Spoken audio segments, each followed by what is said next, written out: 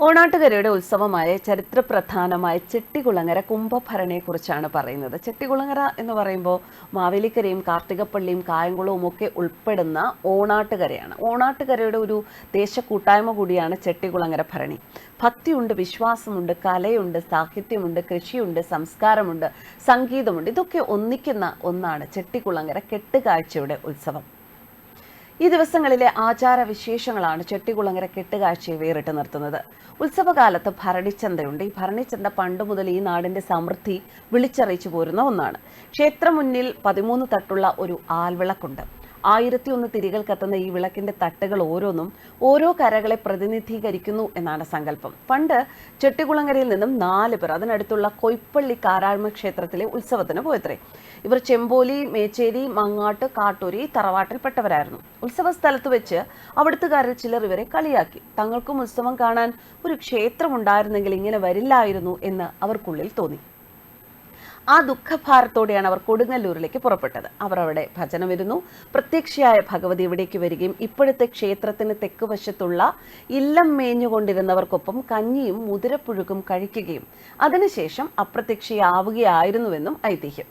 ദേവീ സാന്നിധ്യം ഇങ്ങനെ ബോധ്യമായതോടെ അവിടെ ക്ഷേത്രവും ഉയർന്നു.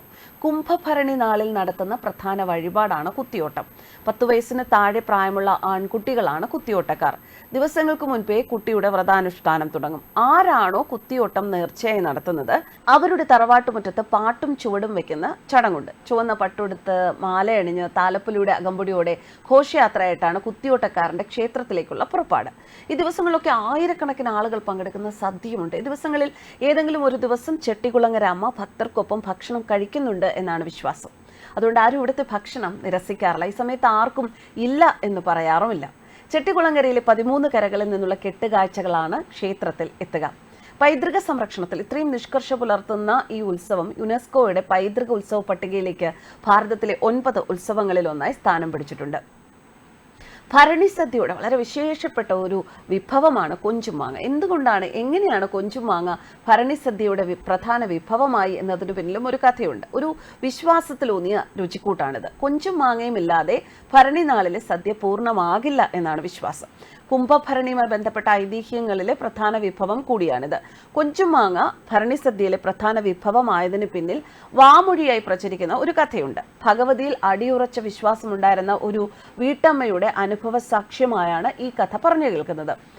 ഭരണി നാളിൽ കുത്തിയോട്ട ഘോഷയാത്ര വീടിനടുത്തുകൂടി പോയപ്പോൾ അടുക്കളയിൽ പാചകത്തിന്റെ തിരക്കിലായിരുന്നു ഒരു വീട്ടമ്മ. വലിയ സങ്കടമായി. കൊഞ്ചും മാങ്ങയും ചേർത്തുള്ള വിഭവം അടുപ്പിലിരിക്കുകയാണ്. ഘോഷയാത്ര കാണാൻ പോയി വരുമ്പോഴേക്കും അത് കരിഞ്ഞു പോകും. താളമേളങ്ങളോടെ ഘോഷയാത്ര വീടിനടുത്തെത്തി. കൊഞ്ചും മാങ്ങ കരിഞ്ഞു പോകരുതേ എന്ന് ഭഗവതിയോട് പ്രാർത്ഥിച്ചുകൊണ്ട് അവർ ഘോഷയാത്ര കാണാൻ പോയി. ഒരുപാട് നേരം കഴിഞ്ഞാണ് മടങ്ങിയത്. അപ്പോഴേക്കും അടുപ്പിൽ കൊഞ്ചും മാങ്ങ കറി തയ്യാറായിരിക്കുന്നത് കണ്ടത്രേ. ഇതോടെയാണ് കൊഞ്ചും മാങ്ങ എന്നത് കുംഭഭരണിക്കൊപ്പം ചേർത്ത് പറയുന്ന വിഭവമായി മാറിയത്. കുംഭഭരണി ഉത്സവം തുടങ്ങുമ്പോൾ തട്ടാറമ്പലം, കായംകുളം റോഡരികിൽ കൊഞ്ചിന്റെയും മാങ്ങയുടെയും വിൽപ്പന പൊടിപൊടിക്കും. വാഹനങ്ങളിലും അല്ലാതെയും ഇവ വിൽക്കുന്ന ഒരുപാട് പേരാണ് ഉള്ളത്. ചെട്ടികുളങ്ങര ജംഗ്ഷനിൽ വഴിയോര കച്ചവടം പ്രധാനമായും കൊഞ്ചും മാങ്ങയും തന്നെയാണ്. ന്യൂസ് ഡെസ്ക് കർമ്മ ന്യൂസ്.